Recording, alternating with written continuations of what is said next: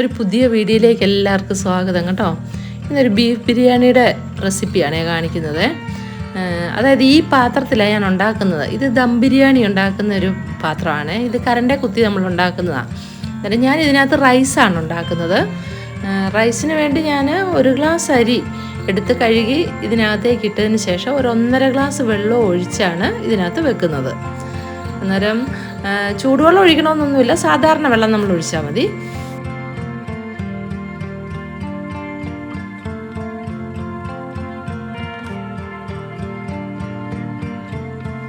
അന്നേരം വെള്ളം ഒഴിച്ച് ഞാൻ ഇതിനകത്ത് വെച്ചതിന് ശേഷം കുറച്ച് ഏലക്ക, കറുവാപ്പട്ട, 1 ഗ്രാമ്പു, 2 ഗ്രാമ്പു, പിന്നെ ഉപ്പ്, ഇച്ചിരി നെയ്യ്, ഇതെല്ലാം കൂടെ ചേർത്തിട്ടാണ് ഞാനിത് വേവിക്കാനായിട്ട് വെക്കുന്നത്.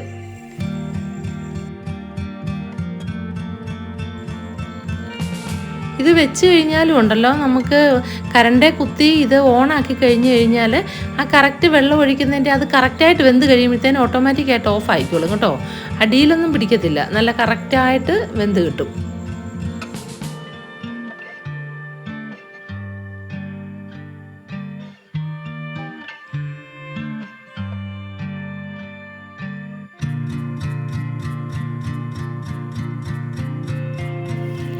ഇറച്ചിയൊക്കെ ഞാൻ കഴുകി നേരത്തെ തന്നെ റെഡിയാക്കി വെച്ചിട്ടുണ്ടായിരുന്നു കേട്ടോ.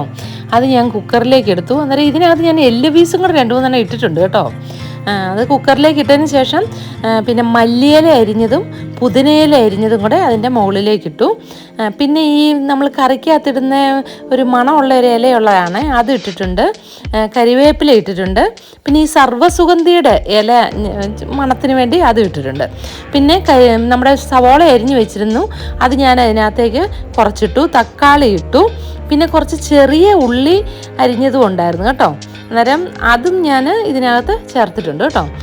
പിന്നെ ഈ പച്ചമുളകും ഇഞ്ചിയും വെളുത്തുള്ളിയും എല്ലാം കൂടെ ഒന്ന് ചതച്ചിട്ടാണ് ഇതിനകത്തേക്ക് ചേർത്തത്. അന്നേരം അതിന് നല്ലൊരു ടേസ്റ്റും കൂടെ വരും.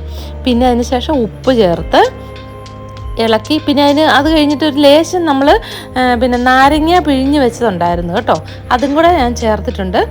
മുഴുവൻ ചേർക്കണ്ട, ഒരു കുറച്ച് ചേർത്ത് ഇത് ഇളക്കി യോജിപ്പിച്ച് നമ്മൾ ഗ്യാസിലേക്ക് വെക്കുക. നന്നായിട്ട് വെന്ത് വന്ന് കഴിയുമ്പോഴത്തേന് പിന്നെ നമ്മൾ ബാക്കി ചേർക്കേണ്ടത്. ഇത് അടച്ച് വെച്ചതിന് ശേഷം ഒരു 5-6 വിസിൽ കേട്ടു. അന്നേരത്തേന് നല്ല സോഫ്റ്റായിട്ട് തന്നെ വെന്ത് വന്നായിരുന്നു കേട്ടോ. ആ സമയത്ത് ഞാൻ സവോളയും പിന്നെ നമ്മുടെ ക്യാഷും മുന്തിരിയും ഒക്കെ വറുത്തെടുത്ത് റെഡിയാക്കി വെച്ചു.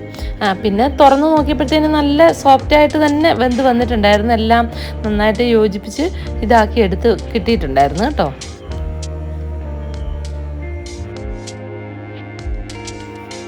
ഇതിലേക്ക് കുറച്ച് മല്ലിയിലയാണ് കേട്ടോ ഞാൻ ഇടുന്നത്. അതുപോലെ തന്നെ അതിനുശേഷം ഈ ഗ്രാൻമയുടെ നമ്മുടെ ബിരിയാണി മസാല പൗഡറാണ് ഞാൻ ഇതിനകത്ത് ചേർക്കുന്നത്. അത് നല്ലൊരു ടേസ്റ്റ് തോന്നി കേട്ടോ. അതൊരു 2 സ്പൂണ് ഞാൻ ഇതിലേക്ക് ചേർക്കുന്നുണ്ട്. പിന്നെ അതിന് ശേഷം നമ്മൾ കുറച്ചൊരു കുരുമുളക് പൊടി അതിൻ്റെ മുകളിലേക്ക് ഇട്ടു. പിന്നെ കുറച്ച് ഉപ്പ് നോക്കിയിട്ട് ഇടാവുള്ളൂ കേട്ടോ. ഉപ്പ് ചേർത്തു.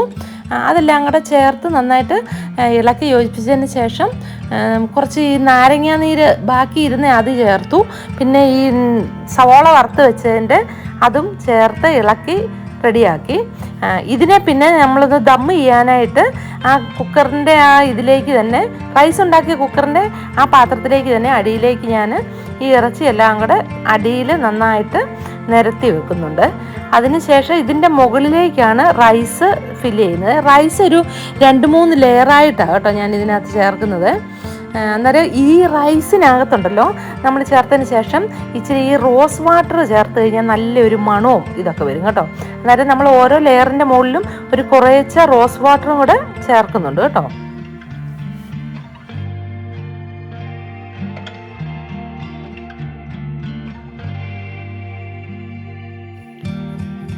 അതിൻ്റെ മുകളിലേക്ക് കുറച്ച് മല്ലിയില ഇടുന്നുണ്ട്.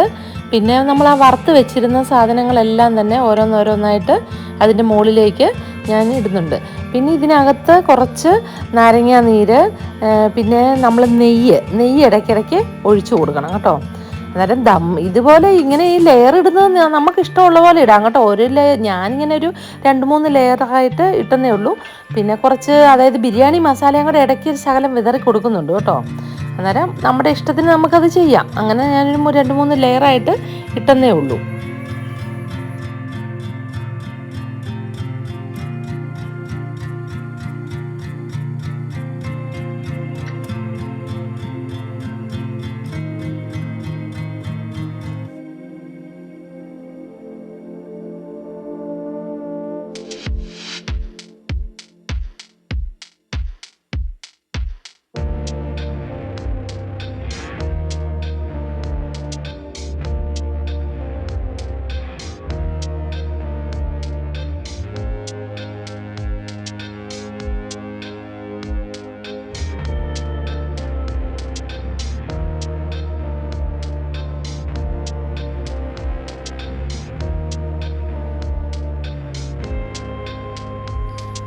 ഇതെല്ലാം സെറ്റ് ചെയ്തതിന് ശേഷം ഉണ്ടല്ലോ ഞാൻ ദമ്മിടാനായിട്ട് നമ്മുടെ ആ കുക്കറിനകത്തേക്ക് വെച്ചു കേട്ടോ. ഇത് ഓണാക്കി ഒരു 5 മിനിറ്റ് വെച്ചാൽ മതി. അതേപോലെ നമുക്ക് നല്ല റെഡിയായിട്ട് തന്നെ കിട്ടുന്നുണ്ട്.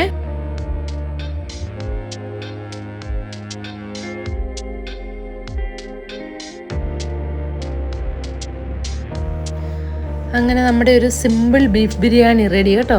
അന്നേരം അടുത്ത ഒരു വീഡിയോ ആയിട്ട് നമുക്ക് ഇനിയും കാണാം. Okay, by.